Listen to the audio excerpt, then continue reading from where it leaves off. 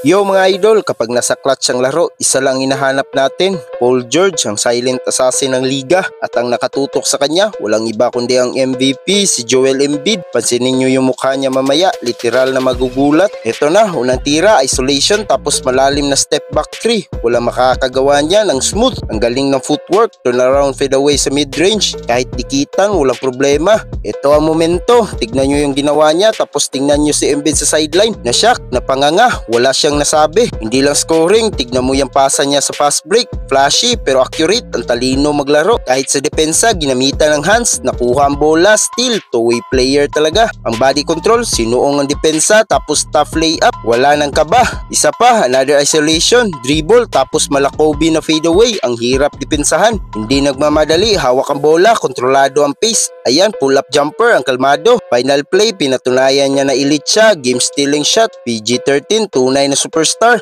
Grabe yung laro ni Paul George, di ba? Talagang pinilit niya mag-shine kahit kaharap niya ang isa sa pinakamagaling. Kaya hindi mo masisisi si Joel Embiid kung na-shock talaga siya sa nakita niya. Ano sa tingin nyo? Bakit kaya ganun na lang ang nag-reaction ni Embiid? Comment nyo na yan. Huwag kalimutan mag-like at subscribe. Peace out!